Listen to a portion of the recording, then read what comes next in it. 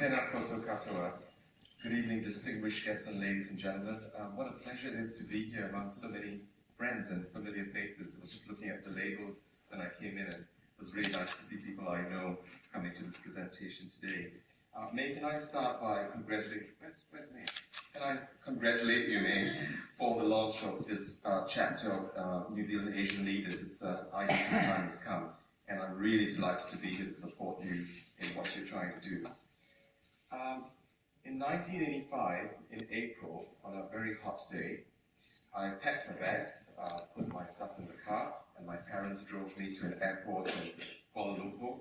I was leaving, like many Asian students do till today, to go to the University of Canterbury in Christchurch to study law. And my parents were very excited. They thought I'd come back one day, be a fully fledged lawyer. And I must say, at that time, I thought, I know this is a one-way ticket. I just kind of knew inside myself. I arrived in Christchurch on an extremely cold day. I couldn't believe it, actually. Got into a cab and went towards the university where they meet students for, preparing for boarding home.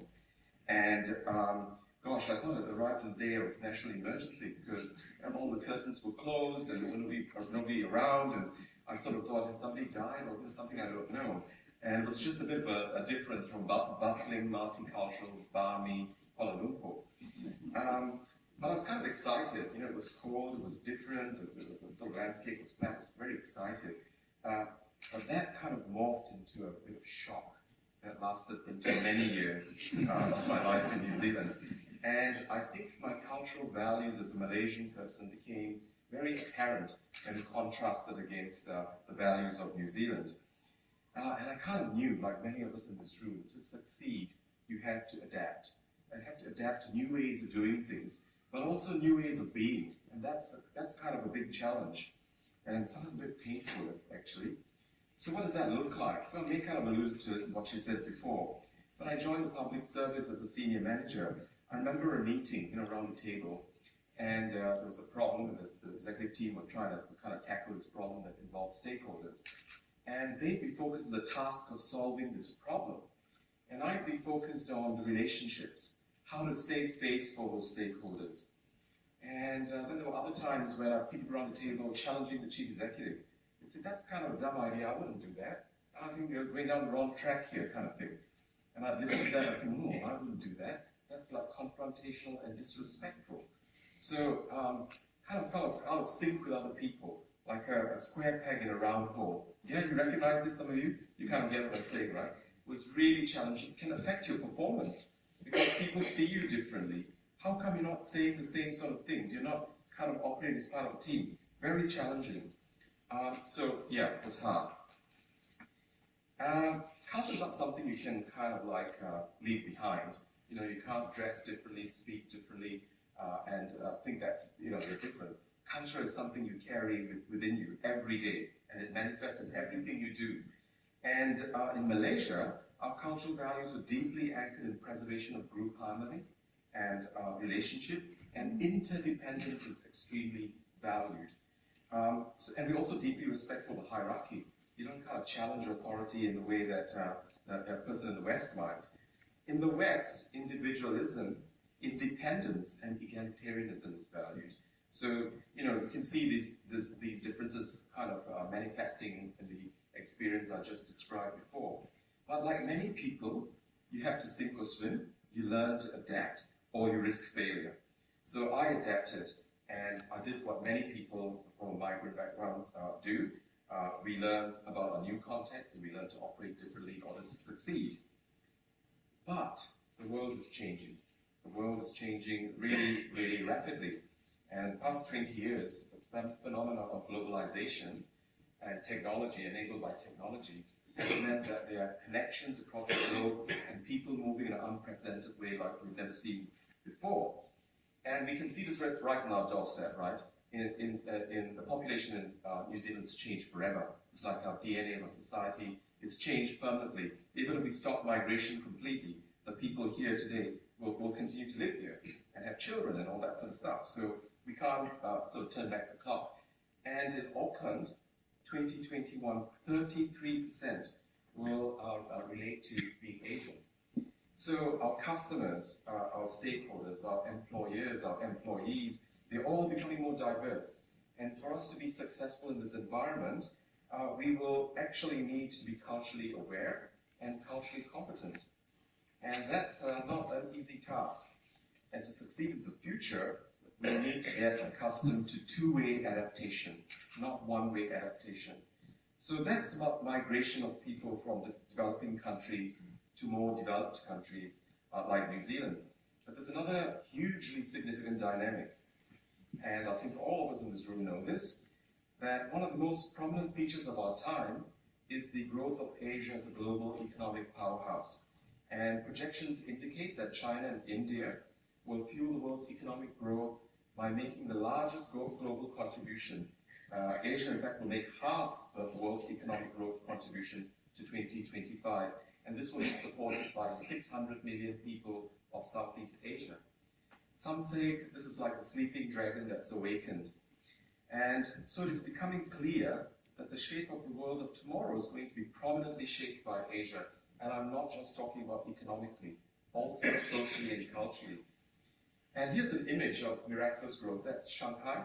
And that's just within 10 years you have this. I saw an image of 10 years before that. It was like shacks and tin shacks and all that kind of stuff. It was completely different. And in fact, the growth of China alone is astounding. At the beginning of this century, it's grown the size of Australia every single year. That's unimaginable. So today we're beginning to understand, but way too slowly in my point of view, of the need to become Asia literate, to become Asia capable. And we can see there are vastly different paradigms that operate in Asia compared to the West. And, we've all heard of these stories, that businesses that go to Asia and try and set up shop like we do in New Zealand or in America and fail miserably. The things that appear mysterious, challenging, and sometimes even unpalatable from a Western perspective can make it like a real barrier to kind of get through. Government is beginning to understand this, not just in New Zealand, but across the board in many jurisdictions, that we need to keep pace with these rapidly changing dynamics. And we're beginning to put into place measures to build our Asia capability. And this includes increasing our diplomatic relations, tapping into all our community networks in New Zealand, learning languages, and building knowledge of how business works. And we're kind of doing that in New Zealand, as I said, a bit too slowly, I think, but at least we're on the journey. But even as we do this, there's other really big changes occurring. We're beginning to see a process of convergence with the level of progress in the West emerging. That's kind of like uncomfortable for some people to talk about, that Asia might actually overtake the growth of the West. Asia is developing at such a fast pace that it is projected to overtake the West by 2050.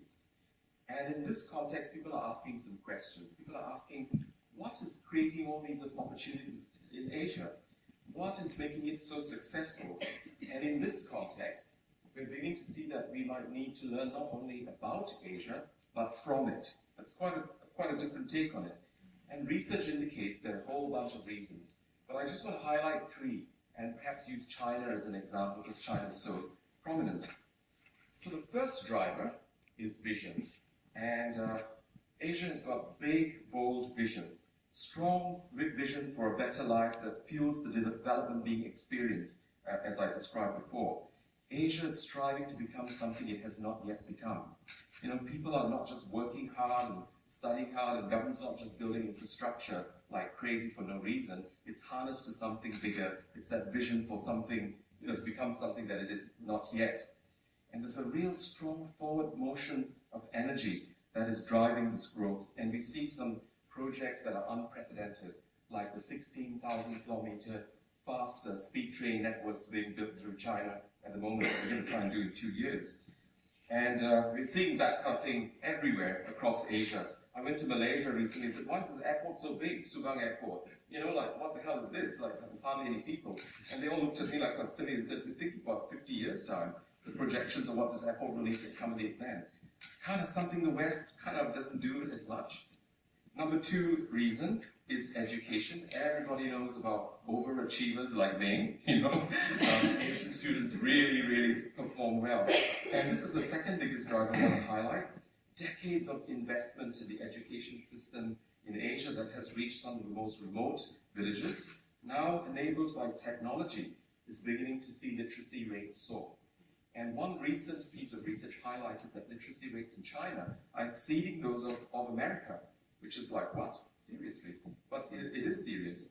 And not only that, we're beginning to see in the education systems of Asia, they're beginning to rapidly value other languages and learning about working with other cultures because they can see where the world is going.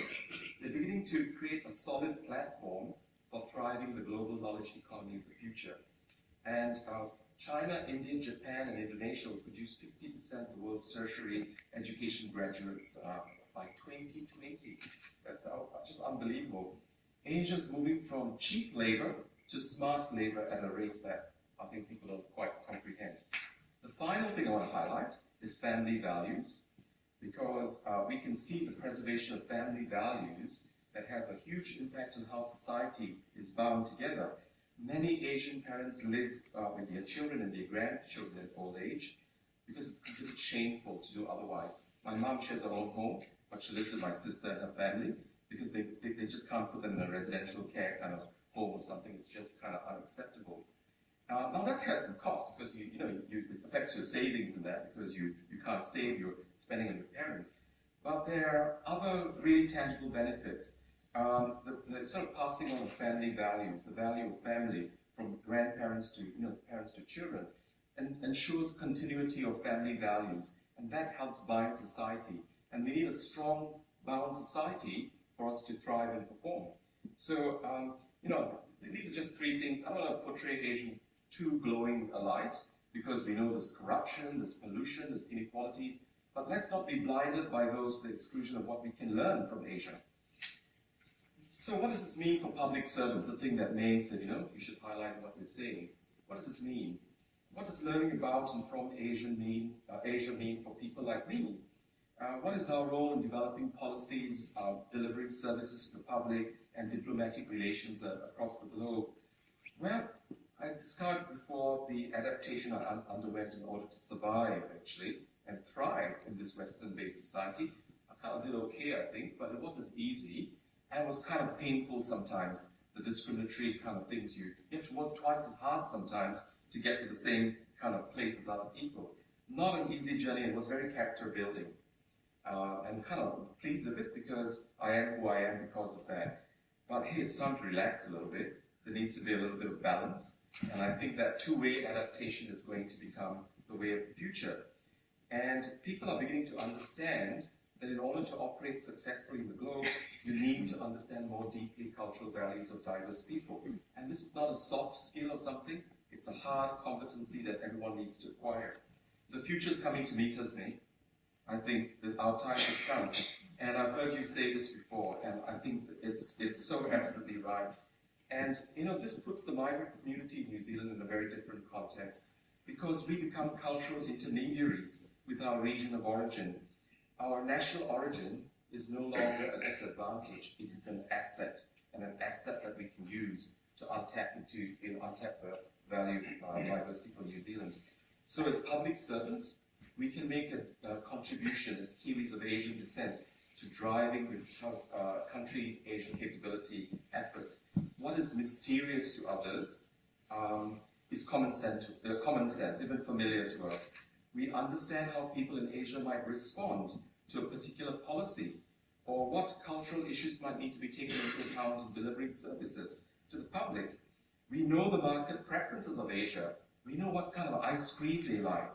We know how people will respond to a brand or an image. We know how people think, feel, and behave. So unlocking this value of diversity as a public servant will require us not to conform, but to be more comfortable in our skins. Because in doing that, that is where you unlock the value of your diversity for the area that you work in. This is what creates value. I remember a dispute involving Muslim communities when I was a part of the Office of Ethnic Affairs, and a whole range of agencies had been involved trying to solve it. And a few of us from agencies who were of Asian descent, we kind of stepped in, and we kind of were able to bring that resolution to that dispute quite quickly, simply because we understood the values, beliefs, and culture of the people involved. And that is what the future is about, really. And one of the things I want to highlight in closing is about the role of being a positive role model. And I remember there are many people like me. You know, I think there's a few of us in the public service at our level. It's kind of a lonely place sometimes. But I remember an event I was at some time ago with Office of Ethnic Affairs ran, and it was a lot of young people there. At the end of it, I went and spoke to one of them and said, was that kind of okay for you? Did it work? And she looked at me and she said, Mervin, she said, you inspired me long before we met today. I've seen what you've achieved in the public service, and I want to be a public servant like you. You've shown us what is possible. And I must say that was a truly humbling moment. And I can't think of a better way of making a contribution to New Zealand than being an Asian role model for other people. That hard journey, the hard work I put in to get to where I am, has meant more than just for me in my life. It means something for other people. I can say to other people, if I can do it, you can too. And I think just looking at what's coming ahead of us, you know, I came to New Zealand to get a better life, get an education. But I found something far, far bigger. And my way of returning something back to this country, my country, is to join the public service. And I'm really delighted to do that. And I think when just looking at the future, I think the contribution that people like me can make is going to be far bigger than we ever imagined. Thank you.